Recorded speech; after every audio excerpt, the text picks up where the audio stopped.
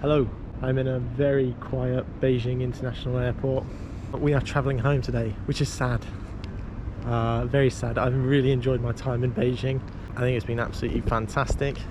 Obviously performances would have liked to go better, but aside from that, I've had a great time here and very motivated to do better in skating and make sure that I make it to Milan in 2026. So we asked in the last video about the racing. At the end of it, we asked for people to send in questions about being at the Olympics, so we thought we'd use this time of traveling here in the airport and like later on about the games. So yeah, let's get to it.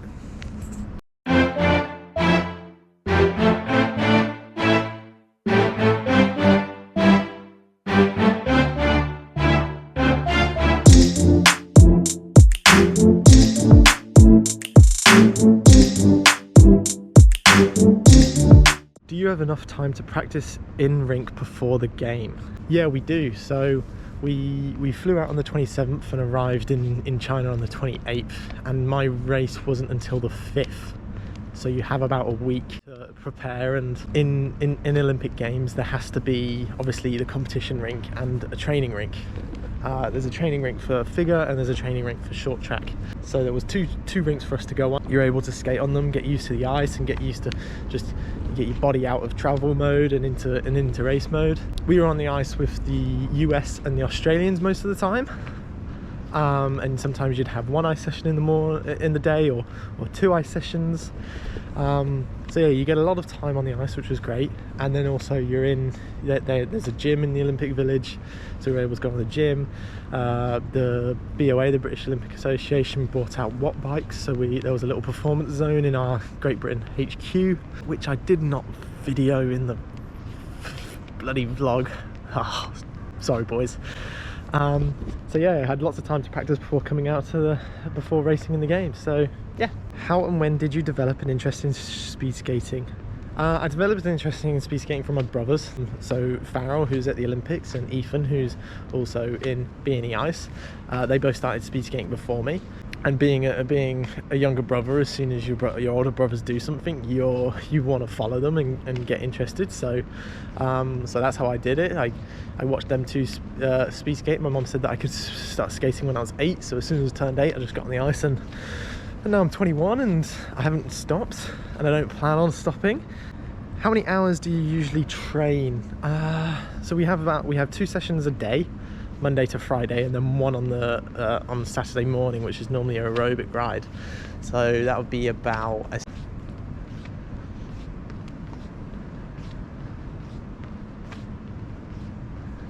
about 18 hours in the week, I guess. Maybe a rough calculation. I could be really wrong, but yeah, about 18 hours. So I joined the national team just after the last Olympics. So I remember watching the Olympics at school. I was doing my exams, my A-level exams, and then as soon as I finished, we got told that we'd lost the funding, which was a bit of a nightmare. And then 2 weeks later, I moved up to Nottingham and I joined the national team. And in my first year, I got selected for the World Cups. So I did 2 years of World Cups, and then COVID happened. Then we've just been training in lockdown, and then we did this year of the World Cup qualifiers for the Olympic Games, and now we're at the Olympic Games. Woohoo! What impressed you the most in your Beijing 2022 journey? What impressed me the most was probably when the whole of like Team GB got together. So it wasn't every single athlete, but a majority of the athletes all flew out together. So having like the whole team in the airport with all the support staff, and like seeing like how big of a group it was, and everyone's super excited to go out there. I think that was the best part for me. How did you feel about all the COVID prevention procedures? Yeah, it was fine. It's obviously stressful because you can't get COVID if you want to come out to China.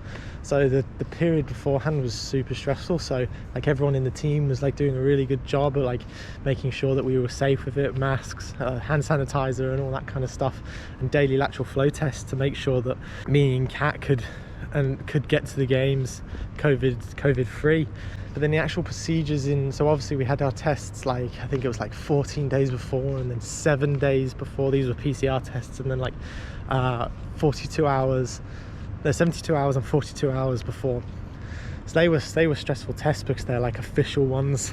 But then obviously when we came out here, we did a test at the airport and got let out, had to stay in our rooms, and then as soon as that, we got let out. And obviously we were testing every day, so it was quite impressive. You'd test you had to do it at any time in the day, and you couldn't eat 30 minutes beforehand. So what we'd do is we'd wake up, and on the way to the food hall, there was a testing center in the village. There was quite a few of them dotted around, but that was the closest one to our building, so it was like perfect timing. So in the morning, just before breakfast, we'd just go and get a test. It was super easy. It wasn't even up your nose, it was just a tiny one in your mouth, and you'd just be like, and boom, done. How is your general appraisal on this Winter Olympics Beijing? Will you be in the closing ceremony? Unfortunately, no, we won't be in the closing ceremony today.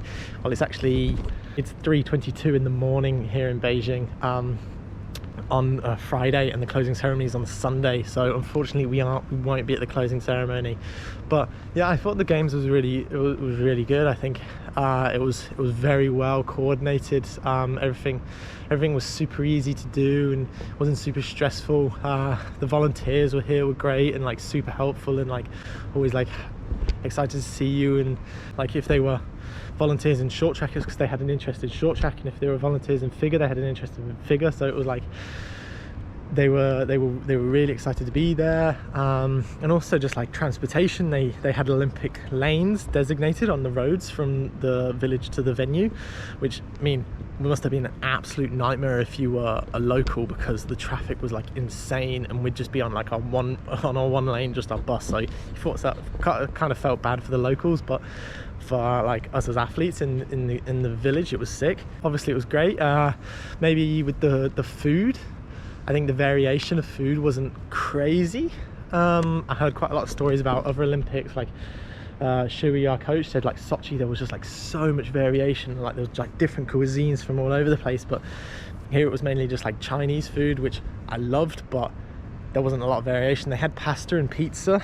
They had pasta at the start, and then they added pizza like part way through. It was good. I didn't really have the pasta, I had the pizza, but I mean I was happy having like chicken and rice or pork and rice, and having dumplings and bao buns. Like I loved it, but I mean if you didn't like Chinese food, it was going to be pretty tough. So I feel like maybe they could have had a better variation in the food.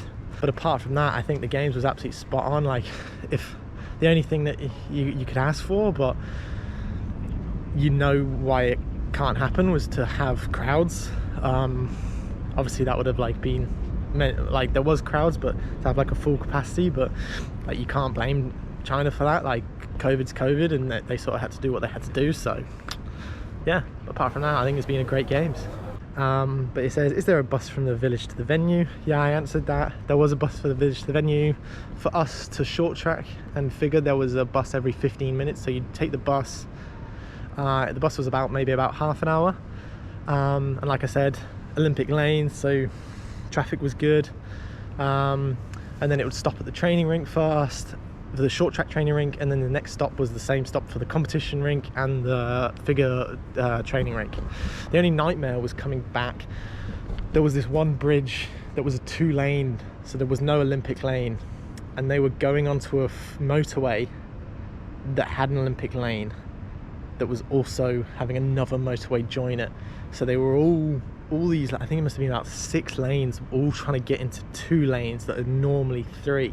But because there was an Olympic lane, so that bridge, like in rush hour, was like chock-a-block. Like one of the days, the bus ride should have took about like 25-30 minutes, but it took like an hour and 10 because we were just stuck on that bridge. And that's the same bridge that for the opening ceremony in that video, when there was a car accident, it was just at the end of that bridge, so like we couldn't go anywhere because of the bridge. So yeah, but to be honest, it's not really that much of a problem, and you're more worried about is the people okay that are in the car accident.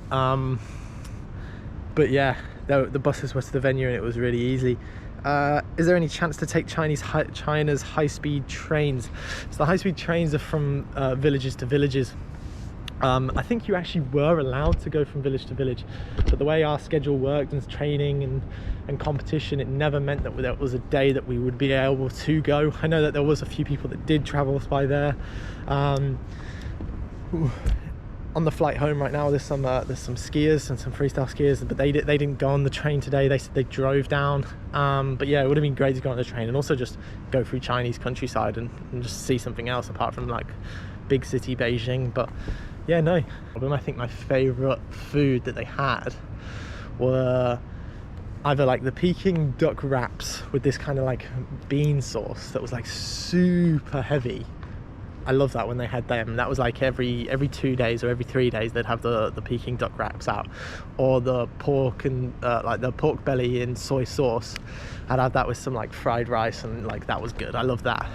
Yeah, breakfast was good. They had like smoked salmon, so I'd like have smoked salmon and scrambled eggs, and like they had Costa coffee machines all over the place because like one of the main sponsors is Coca-Cola, and yeah, Coca and Costa coffee machines all around the food hall, so you can just go and get like a nice coffee. And all the fridges were like stocked with like water, Cokes, Sprites, I think it's called Minute Maid or Miniature Maid, orange juice, and like this sort of like lemonade. And then also on the top was like the iced coffees. There was like black Americano and latte iced coffees, so there was loads of like selection in drinks wise. They also had hot pot, so you could have like dumplings in the hot pot, or lamb or beef, I think, and then like cabbage and the hot pot was nice, and you could have like tahini sauce or chili oil and stuff like that, so that was great. That was on every day. Have you ever thought about visiting Beijing again when the whole pandemic is over? Yeah, I'd love to. So now I've been to Beijing twice, both in COVID times, which is a real shame because I'd love to go and see like the palace in Tiananmen Square, and I'd love to go see the Great Wall of China.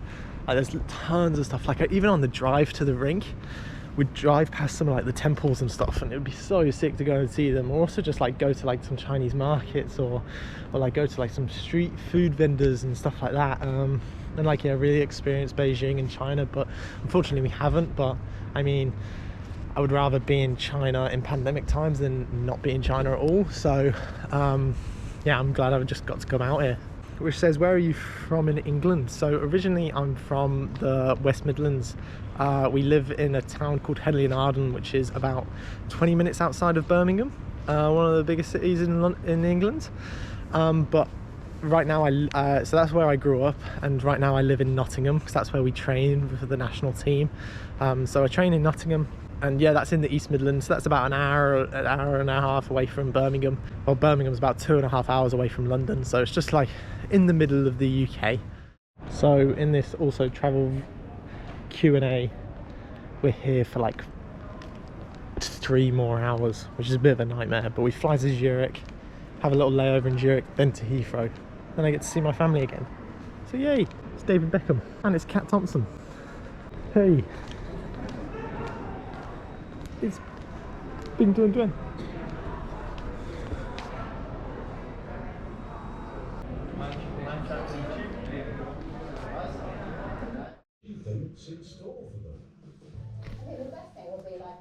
Back home from travelling, pretty tired.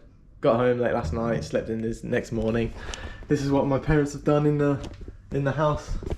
Added some Team GB stuff up around. So now I'm back home, gonna answer some questions. Some more of the Q&A questions with Bert. Ain't that right, Bert? Yeah. Cool. So from our Penguin Boy, big shout out to our Penguin Boy. He does a lot of supporting us for B&E Ice. So he said, do you like inside or outside overtakes more? I'd say outside overtakes. I feel like they feel a little bit more dangerous when you're on the outside of someone, and that's probably something that I don't like when you're going around the outside, because if they slip or whatnot, it just takes you out.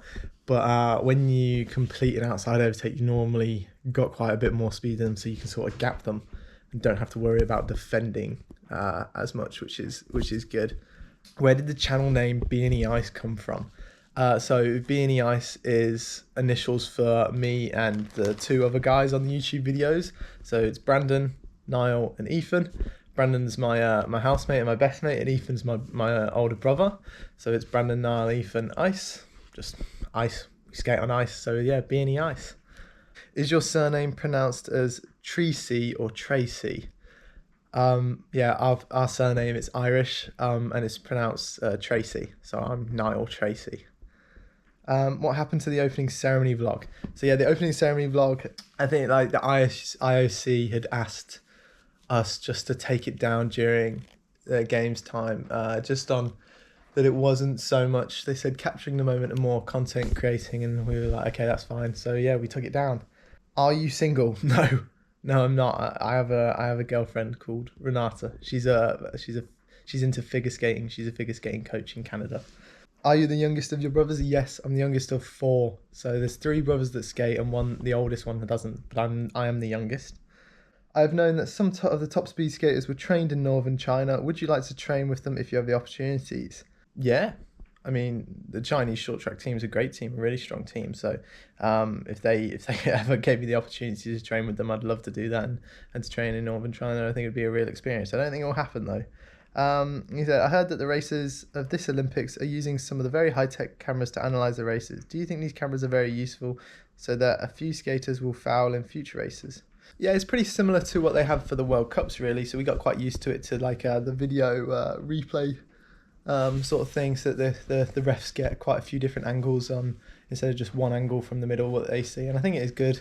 It just means that anything that could have gone unnoticed or things that were a bit unsure about, they can get a better idea on what it is and give a more clear result to the racing, I think. And no, I didn't. Some people in my apartment did. I know the figure skater Natasha went and got her hair done, and Cornelius and Elia, the long trackers, they went and got their hair done. I wish I did, but I never got round to it, but it's okay. Are the Chinese cuisines tasted different from the Chinese food you haven't had it in the UK? Yeah, like the dumplings and the hot pot, but all of the other stuff, not particularly. So I don't know, maybe they just do it really well in the UK too. Brilliant. So that was the end of our quick Q&A about being in the Olympics. Really appreciate it to everyone who's sent them in. Yeah, just remember, like and subscribe to comment any stuff that you want to see us do in the future.